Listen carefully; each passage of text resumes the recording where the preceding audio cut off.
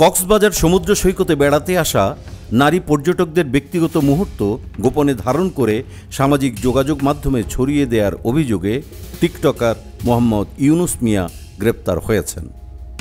রোববার 24শে আগস্ট বিশেষ অভিযানে তাকে গ্রেপ্তার করে পুলিশ। গ্রেপ্তার ইউনুস কক্সবাজার পৌরসভার 7 নম্বর ওয়ার্ডের পিটি স্কুল এলাকার বাসিন্দা। পুলিশ জানিয়েছে, সৈকতে নারী পর্যটকদের গোসল, চলাফেরা ও একান্ত সময় কাটানোর মতো ব্যক্তিগত মুহূর্ত লুকিয়ে ভিডিও করে প্রকাশ করা নিন্দনীয় অপরাধ। এ ধরনের কর্মকাণ্ড শুধু ভুক্তভোগীদের মানসিক ক্ষতিই নয়, কক্সবাজারের ভাবমূর্তিও ক্ষুণ্ণ করছে। আইনশৃঙ্খলা রক্ষাকারী বাহিনীর কর্মকর্তারা জানান, অপরাধী যেই হোক কাউকে ছাড় দেয়া হবে না।